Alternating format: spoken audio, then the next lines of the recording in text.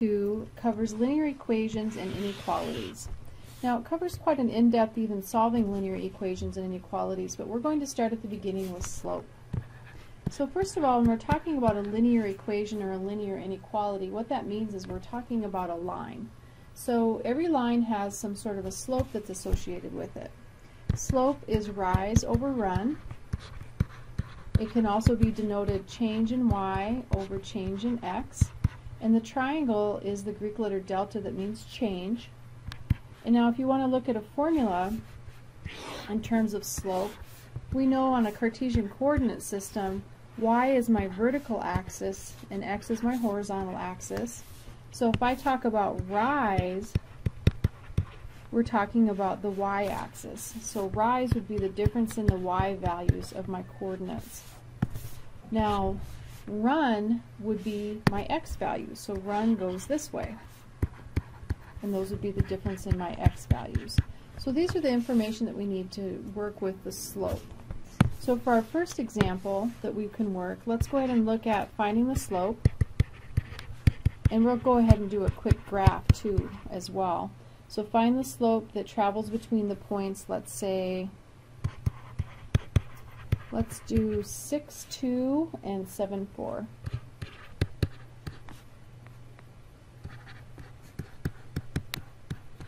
So first of all, if we were to graph these on the Cartesian coordinate system, and we don't need to be exact about this, 1, 2, 3, 4, 5, 6, and then up 2.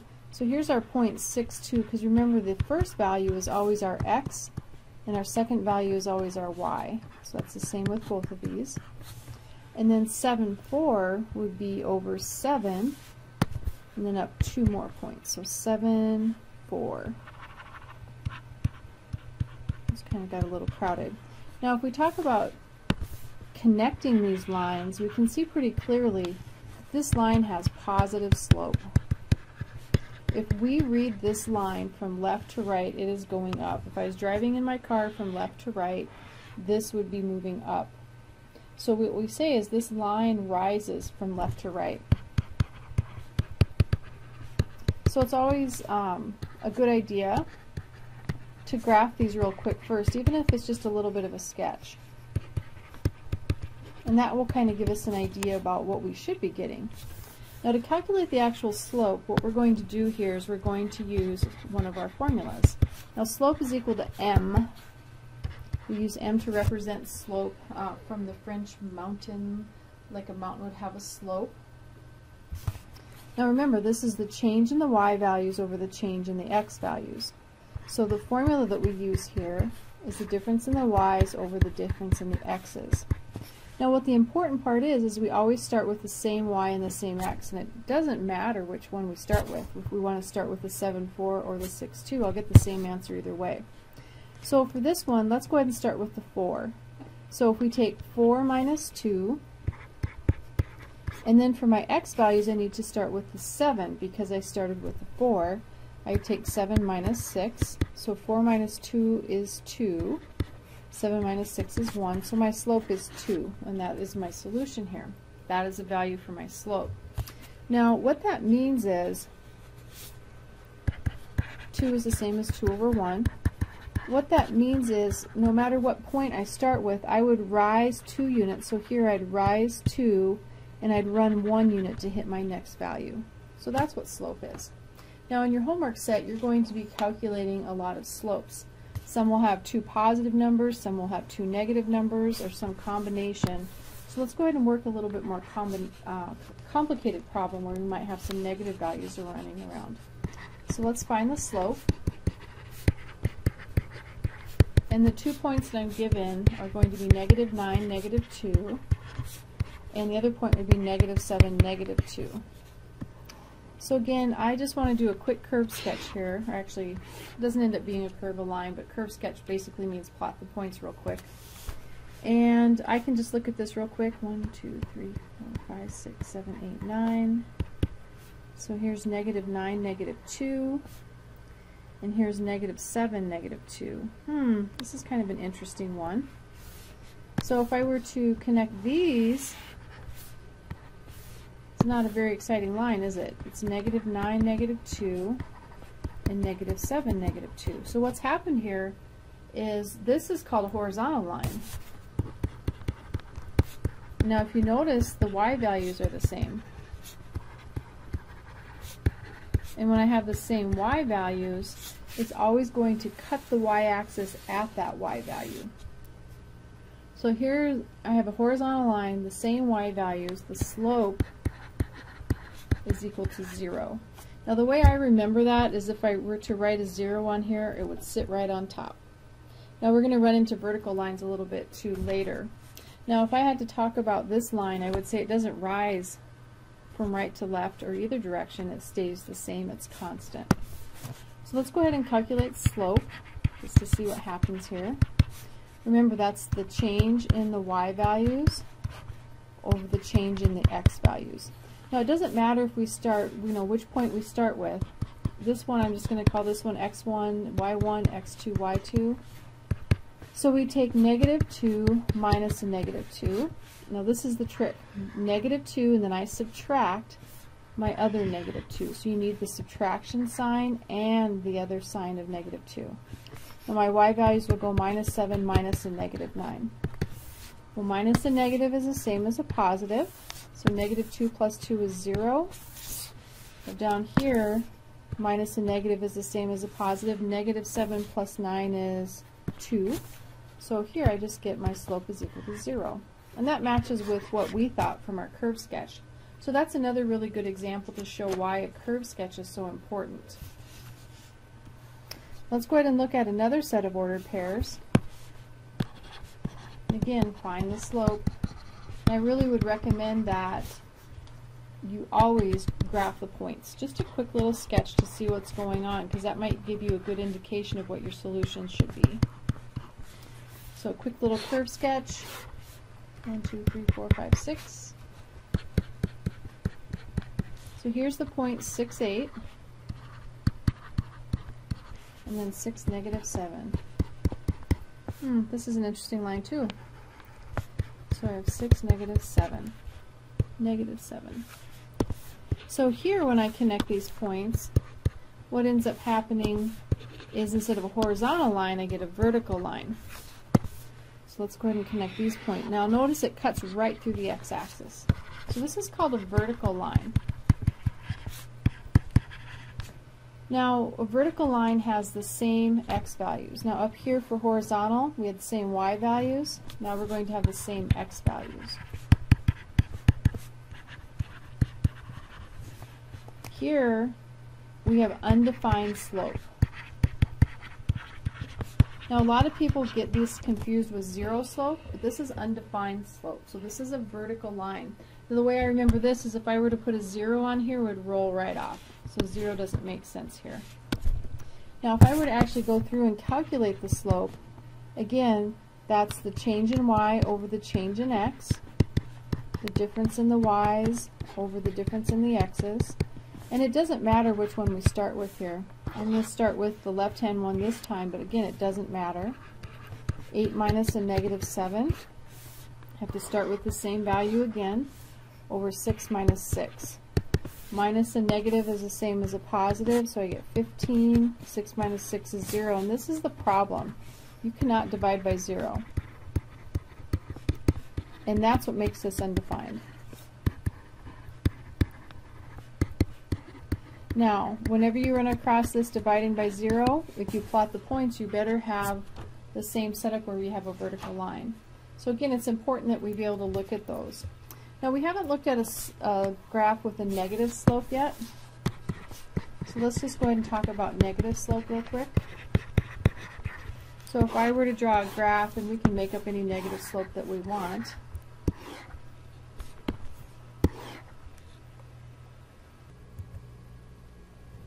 Now if we draw this quick line, we can see that as we go from left to right, the line falls. So again, with the negative sloping line, the line falls from left to right. Now we read the line just like we'd read text. So we start on the left-hand side of the line, and as we read across, we can see that it's falling. So that falls from left to right. Now, when my value for slope is calculated here, I'd have some value like a negative 2 or something similar to that. Now you don't always have to have numbers to calculate slope. You'll run into a problem in your homework set where you're asked to find the slope and we're given some values, let's say like A0 and let's say 0, negative b. So to find the slope doesn't seem as easy, but really a is some positive number in the x direction. So we can just go over here and call this A0 because we're going some positive direction in the a. Now this one, I'd start at 0 on the x-axis and go down b units. So this would be the point 0, negative b. So our resulting line would have a positive slope. Okay, so this one would have a positive slope. Now remember what positive slope means. It means it rises from left to right. Now we could also calculate the value for this slope. Remember, slope is change in y over the change in x, the difference in the y over the difference in the x. Now it doesn't matter which x or y we start with. I'm just going to start with this y value. So I'm going to have 0 and I subtract from here, and I subtract my other y value, which in this case is a negative b, and then I'm going to go back and start with the same point where I chose my first y value, and start with that x and subtract the difference in the x's. So minus a negative is the same as a positive. So here I'm going to get b over a, which is a positive number because I assumed that a was positive. And we can see that in this particular case b is a positive number, but my negative value is just out front. So b over a is my slope. Now when we talk about the steepness of a line, you might be able to compare slopes. For instance, this is a positive slope, and let's say this is a negative slope, which it is. So if we have to talk about which one of these slopes was a bigger number, this positive slope would be a bigger number because it's larger on the number line. Now let's call this negative slope let's call it M1. Now we could also throw another negative slope up here. This is a negative sloping line as well. Let's call that one M2, but it's not as steep. So again, positive slope, I guess we didn't really name this one. Let's call it M3. So if we were to order these in terms of decreasing size, decreasing means to go from large to small. The largest number here is M3 because it's positive. These are both negative, so they're going to be smaller. Now when we talk about this in terms of slope, the steepest line is going to be the larger number, but it's a larger negative number, so it's going to be over here at M1. Now this particular slope, M2, is a smaller slope but in the negative direction, so it will show up right here in the middle. So let's make up some numbers. Let's say this was something like 4/3. Let's say this really steep one, let's say, was like negative 5/2, and this less steep one was still negative, but we'll say negative 1/2. So you can see that in terms of the number line, 4/3 would appear over here. Here would be my 0. Here would be a negative 1/2, and here would be a negative 5/2. So starting from the smallest to the largest, we would start with negative 5/2, but we're asked to look at decreasing, so I'll start with the largest and go down to the smallest. So those are examples of finding slope. And once we start finding slope, we start trying to find equations of lines. Now we have a couple different equations of lines that we're going to be using. These are important to know. You'll definitely want to have these in your notes. Now the first one that I want to look at is called the Pointslope Form.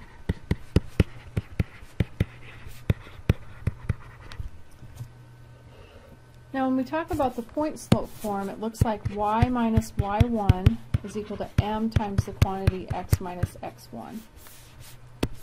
Now for this particular case, we can use this if we're given a slope and a point, and here would be our points x1, y1, or 2 points. Okay, so this is good for given a point and a slope or given 2 points. We also have the SlopeIntercept Form. Now for the slope-intercept form, it looks like y equal mx plus b. Now in this particular case, the m is familiar to us. That's the slope, just like it is up here. And b is my y-intercept. This means where it crosses the y-axis.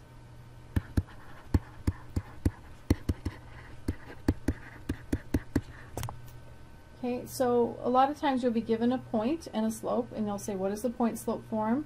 And then simplify this until you find the slope-intercept form. So let's look at a few examples here.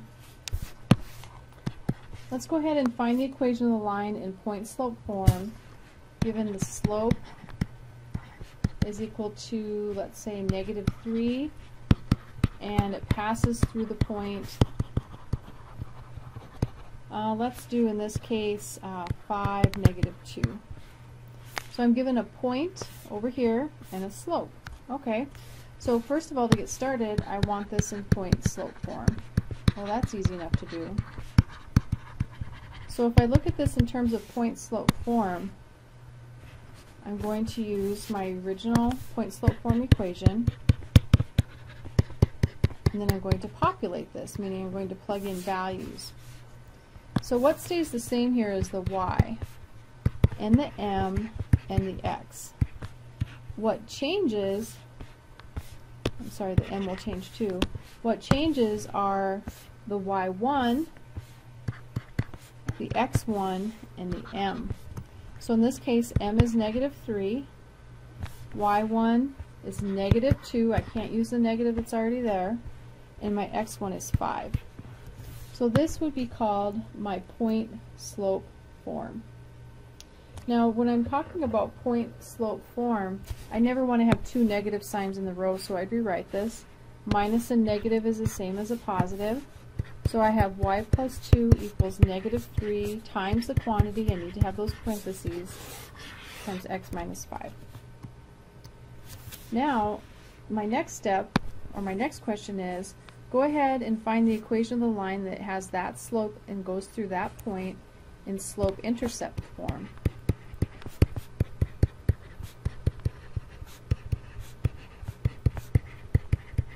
Now remember, what slope-intercept form is, y equals mx plus b.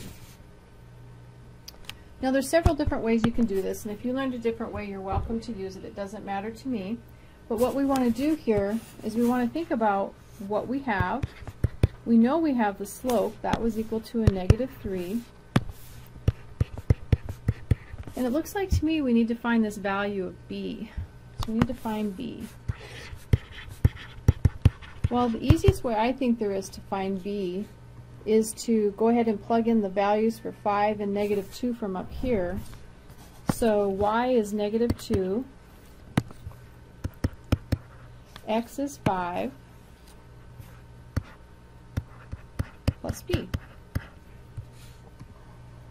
So I have -2 equals -15 plus b, and then solving for b, I'd add 15 to both sides. -2 plus 15 is 13. These cancel, and I'm left with b is 13. So I'll throw this right back up there, and I have y equal -3, x plus 13. Now there's other ways to do that. You might have learned something up here where you would take and distribute through the -3 and then subtract the 2 across and solve. You'd get the same answer. So again, it doesn't matter to me what method you use as long as you use a method that gets correct answers for you. Now a lot of times when you're working through these, trying to find the different equations of the line, sometimes you're going to be seeing things like passing through the origin or passing through an intercept. So let's go ahead and take a look at the Cartesian coordinate system, and let's look at some special points here. The point in the middle is 0, 0. That's where the x and the y-axis cross. This is called the origin. Now wherever it crosses the y-axis, whether it's above or below the above or below the x-axis, this is called the y-intercept. And the x value is always 0, and then the y value is just some value of y. Now the same thing for the x-intercept. the x value is equal to some negative value of x in this case, and y is always equal to 0. So that's your x-intercept. So if I were to talk about this line, we would have an x-intercept and a y-intercept, just like that. Now I could also look at these points. This x-intercept would have a positive value, but notice the y value is still 0. So for an x-intercept, the y value is always 0. And down here, let's go ahead and look at the y-intercept. On my y-intercept, the x value is always 0. So these are some important things to know about the characteristics of a line. So if you're given the intercept, you also know an ordered pair if you take into account, x-intercept has a y value equal to 0, y-intercept has an x value equal to 0.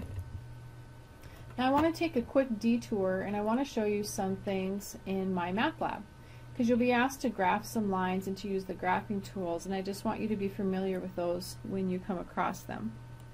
So this is a problem in MyMathLab from this homework set, and it's asking you to graph the following equation in a rectangular coordinate system. Well, this almost doesn't even look like an equation. It almost looks just like a point. Well, it's y equal 2. This is a horizontal line that cuts the y-axis at 2.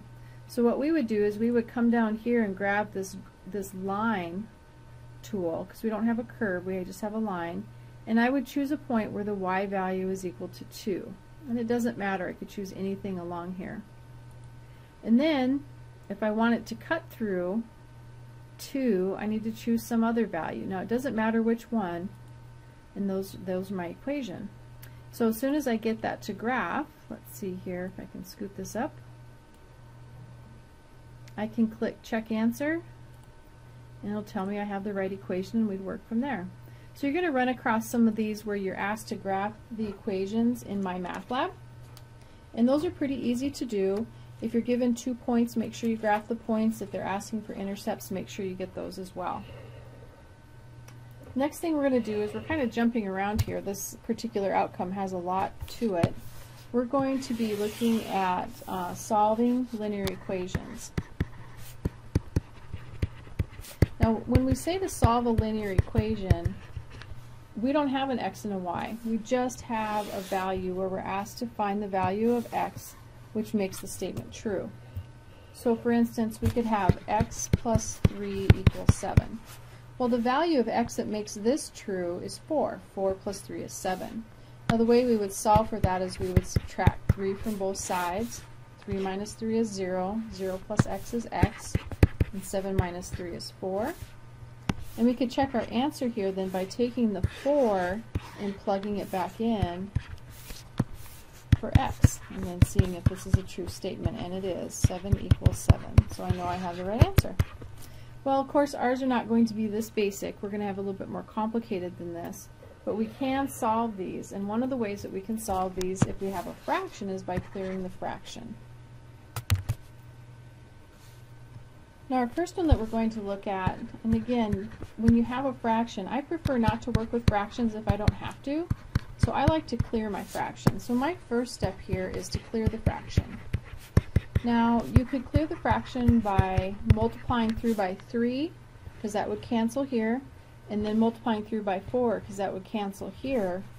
But the easiest thing is to multiply through by whatever the common denominator is, which in this case is 3 times 4 is 12. So we're going to multiply through by 12, and that means every single term. So this would be 12 over 1 times 28 over 1. I want to make sure everything is in fraction form. Minus 12 over 1 times x over 3 equals 12 over 1 times x over 4. Now this is the cool part about this. Nothing cancels here. I'm going to have to multiply 12 by 28 here in a second. 3 cancels into 12 4 times though, and 4 cancels into 12 3 times. So let's go ahead and grab our calculator. 12 times 28. Here it is, 12 times 28.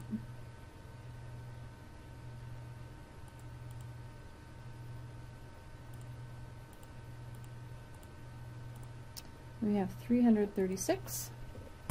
So I have 336.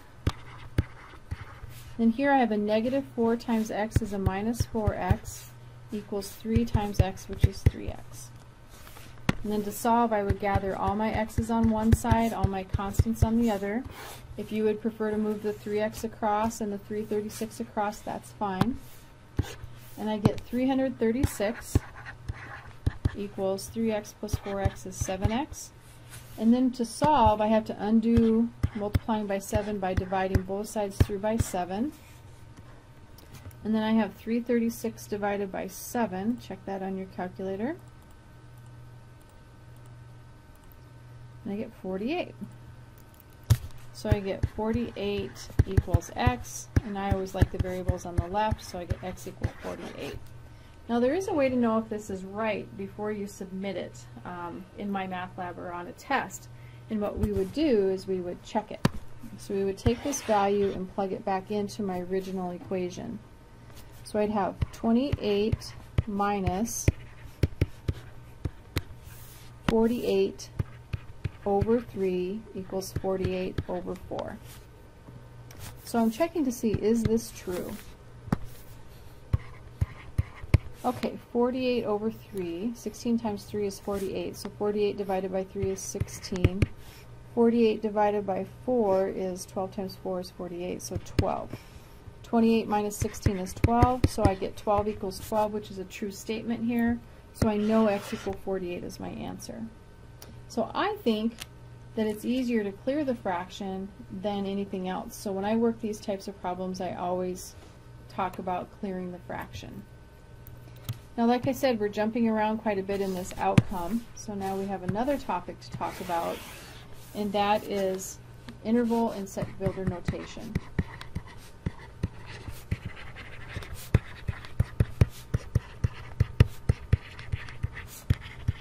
Now when we talk about interval and set builder notation, it's important to know the difference. So first of all, interval notation has to work with parentheses and brackets. So interval notation would be something like 2 to 7. Now this is not an ordered pair. What this represents are all the numbers on the number line that are between 2 and 7. Now notice these are parentheses. Now another way I've learned to work with these are hollow points. So a hollow point and a parenthesis are the same thing. So these are different ways to graph the same information. So this is interval notation. So this is saying every value between 2 and 7, but I don't equal 2 and I don't equal 7. I never actually reach 2 and 7. I just get very, very close, and that's what these hollow points and endpoints represent. Another example of a set builder notation would be something like, let's say 2 to infinity. Now I can never bracket infinity because I can never actually reach infinity. So we would start off at 2. Now we don't want to write all these values up to infinity because that would take forever. That's what this arrow means. Now 2 to infinity, I would bracket the 2 and go toward infinity, and I'll never reach it. And so another way to think about this is this arrow is going on forever indefinitely. Now if you're used to using parentheses and brackets and filled and hollow points, a bracket is a filled point, and this is going off toward infinity. So this is showing all the values of x that are covered by this interval from 2 to infinity. Now set builder notation is a little bit different. We use less than and greater than signs.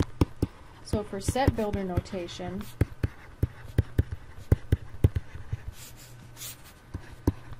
for 2 to 7, what I would do is I would try and graph this in terms of 2 to 7. Now, when I have small to large, this means between.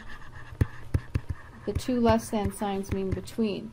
And neither one of them have an equal sign because I never equal 2 or 7.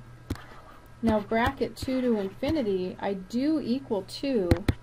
So this starts at less than or equal to. The equal sign means the bracket, and it goes off towards infinity. This still means between. So whenever I have two less than signs in a row, it means between. Equal sign and bracket, parentheses, and a less than sign, you get close but you never actually equal a value. So that's the difference between interval and set builder notation that you'll run across in your homework. And you'll run across infinity as well, and remember, never bracket infinity because you can never actually quite reach infinity. Now, one of the reasons we want to learn the set builder notation is so we can solve linear inequalities. Now, solving a linear inequality is the same as solving an equality, except I have to remember that now I have a less than or greater than sign, and I also have one rule that I need to keep in mind. Whenever you multiply or divide by a negative, you need to remember to flip the direction of the sign. Okay, so that's kind of our important thing here. So you need to remember to flip the direction of the sign. So for our first one, let's look at 5x minus 8 is greater than or equal to 22. So I'm going to isolate the variable by adding 8 to both sides. And I have 5x is greater than or equal to 30. Isolate the variable, you undo multiplication with division, and whatever you do to one side, you do to the other. And x is greater than or equal to 6. 30 divided by 5 is 6. So this is my answer in terms of interval notation. Now, set builder notation. Well, I think it'll be easier to talk about set builder notation if we can talk about a number line first. So 6, and then I go off toward infinity. Now, if the variable is on the left, this shows me, or this points in the direction that my line needs to go. So it's going off toward infinity. There's an equal sign here, so I have a filled point. Now, sometimes you'll see this asked for in terms of a bracket as well. So these mean the same thing. Now, if I had to write this in set builder notation, let's see how that looks. Set builder notation would be between 6 and infinity, because this is going off toward infinity. Now, I have a filled point or a bracket, so I need to make sure I include an equal sign at the 6, but not the infinity, because remember, you can never bracket infinity. So this is set builder notation.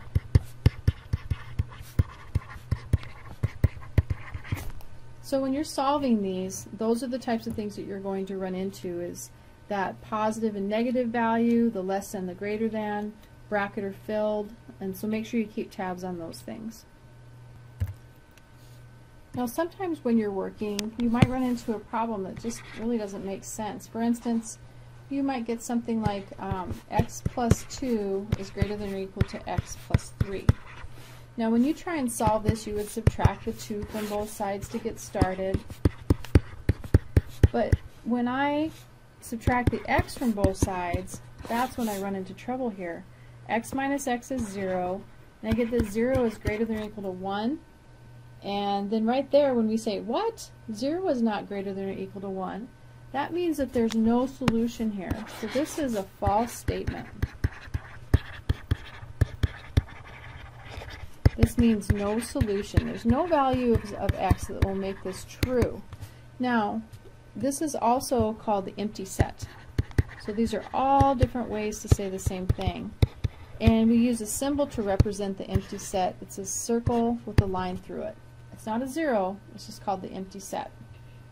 So when we're looking at a problem like this, remember, sometimes you can run across a case where you just wouldn't get a solution. In MyMathLab, there's another way they show you to solve, and that's by graphing. So let's go ahead and solve this one by graphing. Pop open MyMathLab.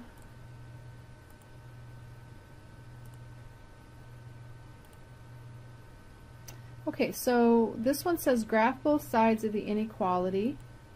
So we need to start with this problem and graph both sides of the inequality.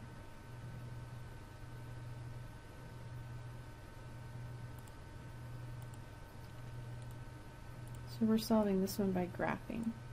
Now this one's not really set up to graph yet. So let's think about this in terms of side 1 and side 2. So if I distribute the negative 2, on this side I'd have a negative 2, whoops, let's make that look like a nice 2. Negative 2x minus 6 is greater than 6x plus 2. So what we're looking at here then is, on this side is a line with the slope of a negative 2, and a y-intercept of a -6, and this one has a slope of 6 and a y-intercept of 2. So let's go ahead and pop back into MyMathLab and graph those.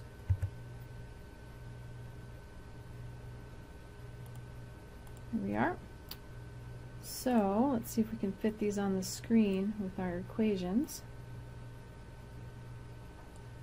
So -2x minus 6.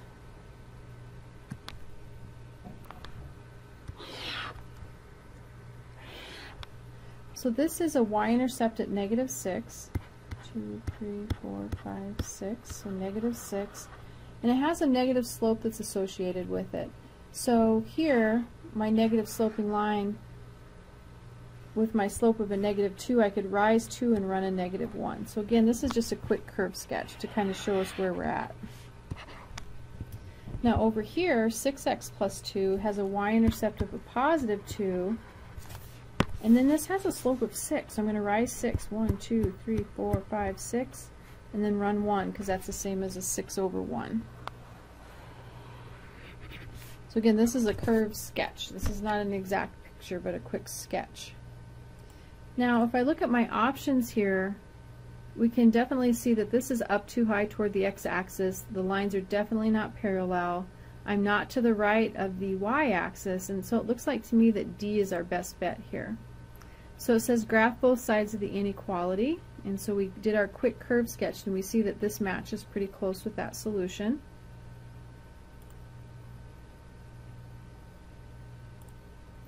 So let's go ahead and choose that one.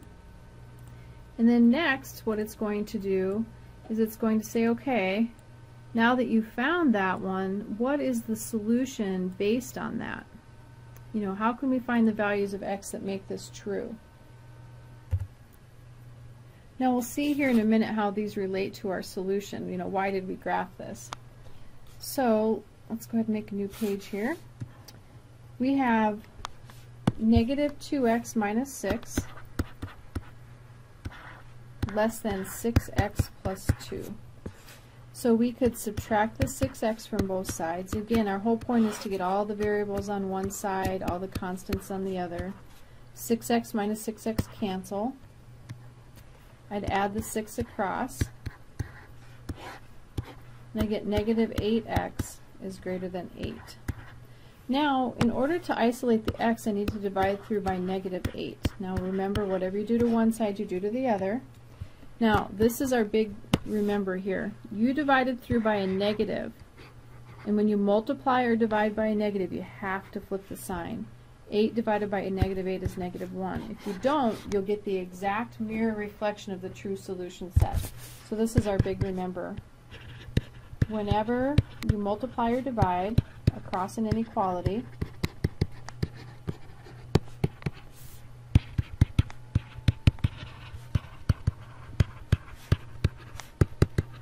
you have to remember to flip the sign.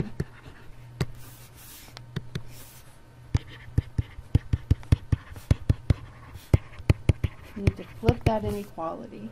And I'm going to write inequality here instead of sign just in case there's a negative. So we have to flip the inequality and make sure we call it inequality to make sure that we have clarity there. So x less than -1 is my solution. Now how does that relate to this picture?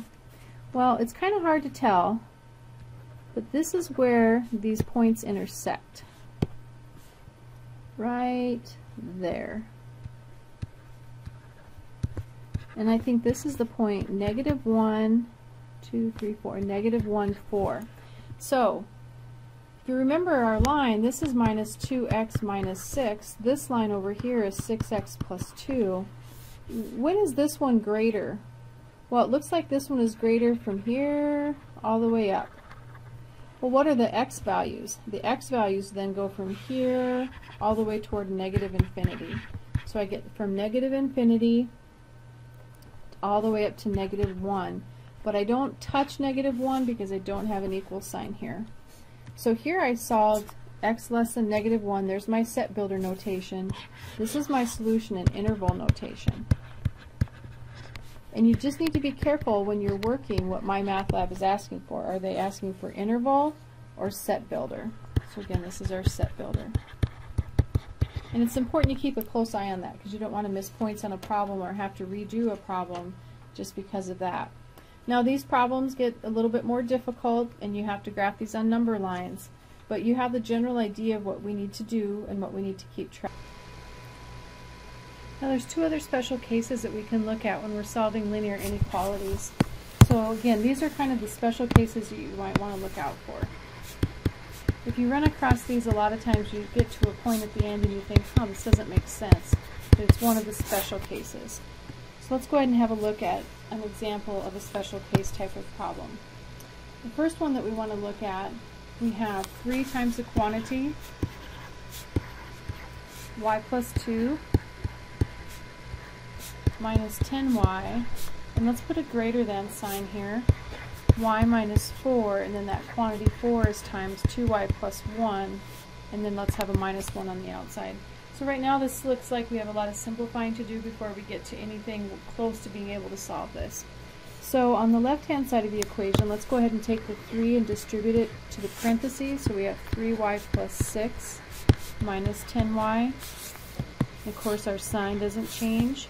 And then over here what I'm going to do is I'm going to take the negative 4 and distribute it. So I end up with the y minus 8y. Negative 4 times 2y is a minus 8y, and a negative 4 times 1 is a minus 4. Of course we just drag along that minus 1. Now on the left hand side we want to combine like terms. 3y minus 10y is a negative 7y. Of course we have a plus 6 that doesn't combine with anything. And on the right hand side again combine like terms. Y minus 8y is a negative 7y. Negative 4 minus 1 is a negative 5. So again, I want to move variables to the left, constants to the right, so I'm going to add 7y. And again, whatever you do to one side, you do to the other. Negative 7y plus 7y is 0. So I get 6 is greater than, negative 7y plus 7y is 0. So I get 6 is greater than a negative 5. This is just a statement. This is a true statement. 6 is greater than negative 5. So this has an implication. The equal sign with an arrow implies the solution is all real numbers.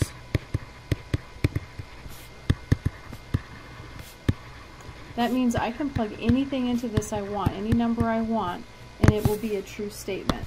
So the way that this looks when you put into your solutions in MyMathLab is from negative infinity to positive infinity. So that's my solution set. So that's one of the special cases. Let's look at another solution or another problem where we have a special case solution. Let's look at 4x minus 4 all over 7. And let's do less than or equal to 8 times the quantity, x minus 2 all over 14. Well, this one, first thing I notice is I have fractions, and whenever we have fractions involved, we think, okay, let's clear the fraction. So for this one, let's clear the fraction by multiplying through.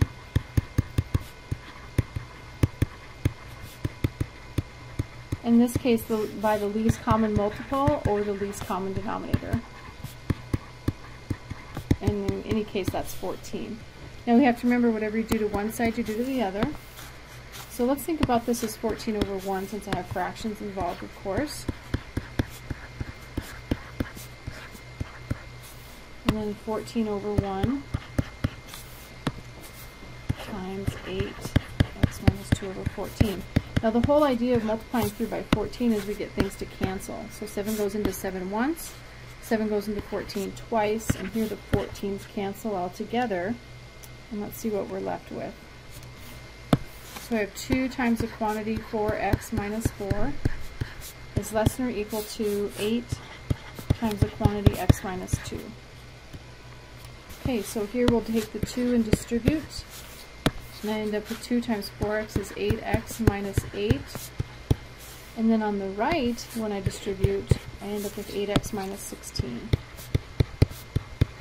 Okay, variables on the left, so I'd subtract 8x from both sides. Whatever you do to one side, you do to the other. 8x minus 8x is 0. So here I get negative 8 is less than or equal to a negative 16. Okay, well if we think about -8 and -16 on a number line. That'll help us decide if this is a true or a false statement. So here's, let's say 2, 1, 0, -1, -2. Pretty soon we come to a -8, ... And here we get to a -16. So -8 is larger than a -16. So this is a false statement. So false statement. Equal sign with an arrow implies no solution. So there is no solution. There's not one value of x that we can plug in here to make this a true statement. So a lot of times we denote this with the empty set. And the empty set symbol is a circle with a line through it. So these are two of the special cases that you might want to keep your eyes open for.